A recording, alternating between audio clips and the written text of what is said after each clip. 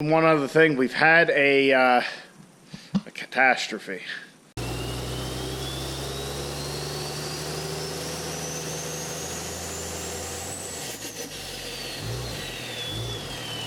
Hello guys, hope everybody's doing well. So we're getting a very late start tonight. I got, worked over today, worked some overtime at work, so left there late, was able to get the miller's machine shop before they closed. He showed me the head, and there's definitely some cracks coming out from behind the seats of the valves. I left my phone in the truck, so I didn't get a chance to take a picture or anything. Excuse me.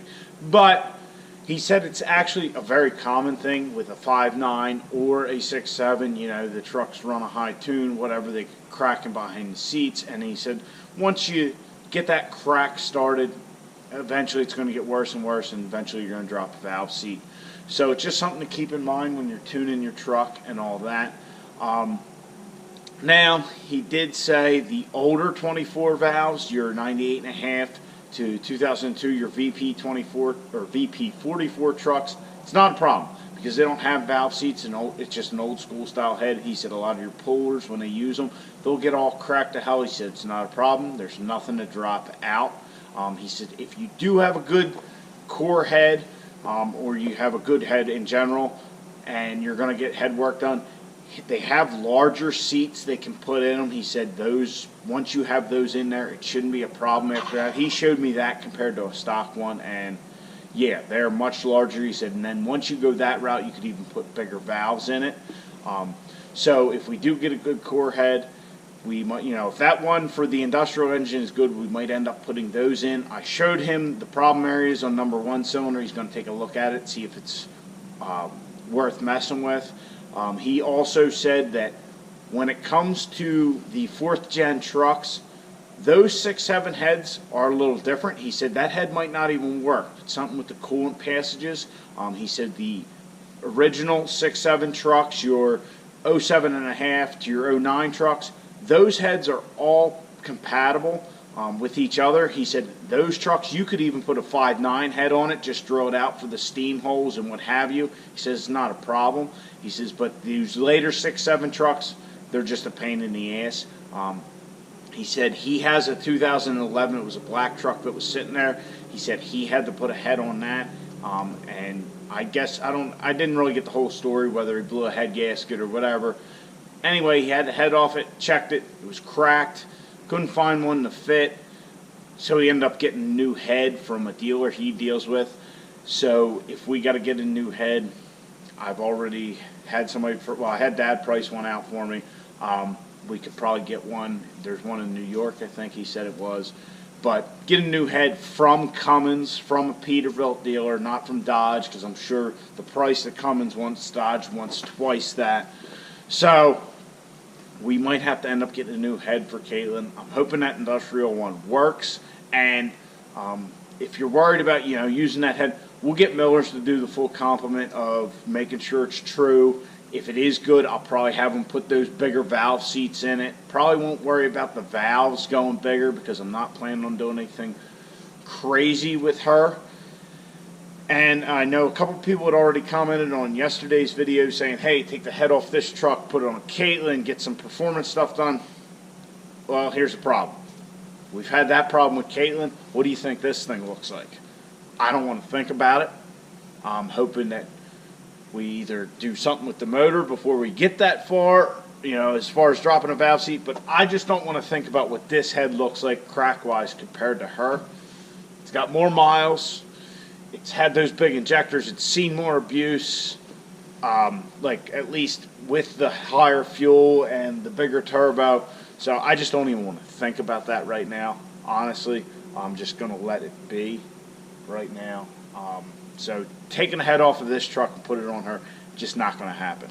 So that's kind of where we stand with the head and all. Like I said, it does have cracks. He showed me, and he said, he had a puller in there with a 24 valve head, a 98.5 to 2012. Guy put big valve seats in it thinking he was doing all good, and sure enough, he got a few hooks in it, got some cracks in it, dropped the valve seat. So that's the update as far as the head goes. Like I said, we're getting a very late start because I had some other stuff to do after that. But we're going to still get a little bit of something done tonight. And this is actually coming from, and let me pull it out here. He had messaged me on the gram, which if you're not following me, it's the same as the channel name, @TurboTom, so check that out. It is A_Ferguson06, and I'll throw a couple pictures up on the screen there. He's got a pretty sick looking 4th gen that he has 48 swapped.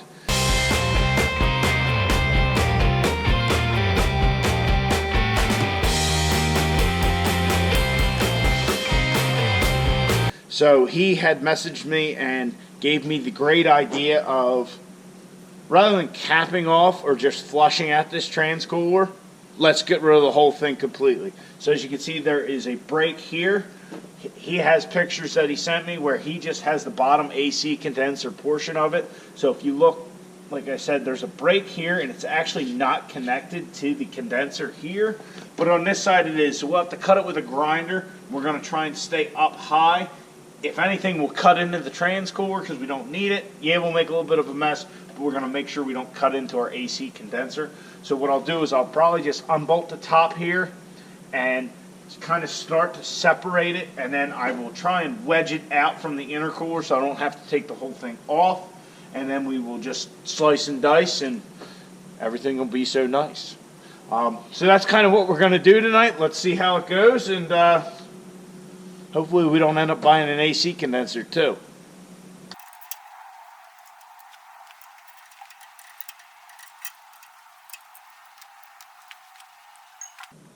Alright, even just undoing those 2 bolts, I can see the separation and it pulls right apart. And it looks like the top fins of the AC condenser aren't even attached to it. So, yeah, this should be pretty simple, it looks like. Passenger side here, you can see the AC condenser, right? It has much smaller tubes or channels than up here for the transmission cooler. These look to be, say, an 1/8 inch, and these are about a 1/16, as you can see by our separation here. So those are a little bit thicker than these, and we have a nice split there. Kind of seeing the same thing over here. We have this mark. So what I'll do is I'll kind of unbolt this again down here, pull it out a little bit, and I'll slice right there, get a better look at what's going on. If anything, I'll cut it a little high. That way, yes, we will make a mess with our trans fluid, but we won't cut into our AC condenser.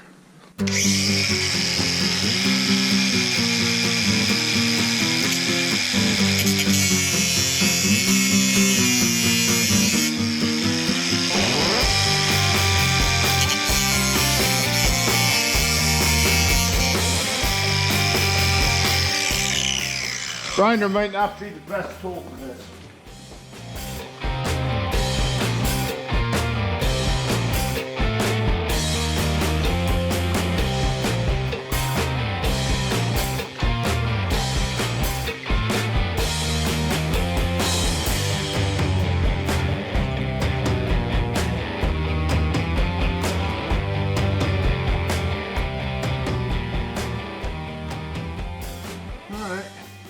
Most of the way there, I think we're doing pretty good.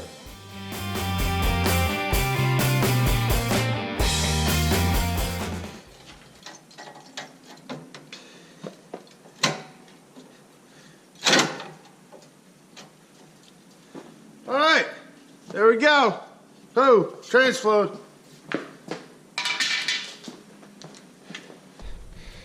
Alright, so there it is. As you can see, there's kind of like some fins exposed. I don't think that's a big deal because if you look over here where we just pulled it apart, kind of got the same thing. So I think I'm just going to leave it like that. Yeah, that was definitely pretty simple. I originally had put a bolt with that wedge in there to try and keep it taut. Really all I need to do was jam the wedge down there. Kept it nice and tight. I'll touch that up with a file or whatever real quick. We'll throw a little paint on there and we'll be ready to rock and roll. Well, not too shabby looking.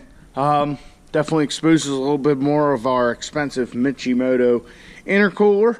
But yeah, I painted it up a little with some black enamel paint. I also did the top of the fins here. So, yeah, not too bad. I wonder what it looks like with the grill on.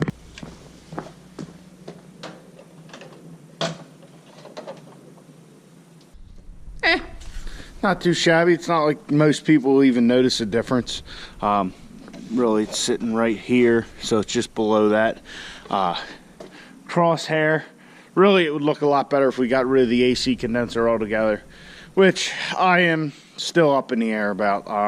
Me and Dad were talking about this today. You know, how much is the truck going to get driven on the street? Don't know. Further along we go, the more in depth the build gets, probably less and less. I don't know. But I do have full intentions of trying to drive it on the street this summer.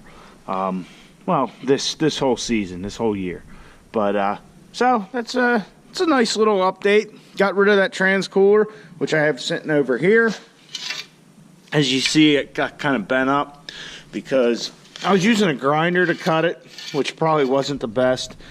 But as you can see here, I just kind of cut the one side and just bent it up and broke it off. Because, well, we don't need this damn thing no more. I am making a mess. I think I might actually take this and cut it up later. I'm curious whether there's any kind of restriction in there. I know the older trucks, there's some sort of a restriction they have. They tell you to take out. I wonder if this thing has any kind of restriction in it for flow that would have gotten our trans hot. I don't know. We'll find out. So that's going to do it for our 68 RFE transmission cooler delete. For those of you who have a originally 68 RFE equipped truck and now maybe have a 48 or a G56 if you're a manual swap kind of guy or gal. But yeah, a little something. Like I said, got a real late start, but hey, at least we got something done. Another shout out to Aaron. Let me check his Instagram name again real quick. A_Ferguson06. Big shout out to you. Thanks a lot. Without him, I wouldn't have even thought about this. But like I said, check his Instagram out. Check my Instagram out at TurboTom. And oh, also, I did order the adapter fitting that I need for the transmission lines, which is primed, so it should be here Friday, which I should have paid the extra money, got it here tomorrow, because apparently this, Friday and all is supposed to be shit, and I'd prefer to get this all buttoned up, but it is what it is. So if you guys liked the video, please hit that like button, subscribe to the channel if you haven't already. I'll catch you guys on the next video. Get out in your garage, get the wrenching on your truck. One other thing, we've had a catastrophe. My little mount here broke. I don't know if you guys can see that. This is actually what majority of the videos get shot on. As you can see, it broke off. I normally have the GoPro mounted to it, and then I can clamp it like when we're working in the engine compartment. I can set it on stuff, clamp it wherever, spin it. But it broke tonight. I don't even know where I got this thing. It's just a cheap little mount, but it's perfect for when we're doing all our engine bay installs, so I can get you guys nice and close. So I'm definitely going to have to find a replacement for that. This thing has served me well, and I've used it on just about every video we've made. So definitely going to have to try and find another one of those.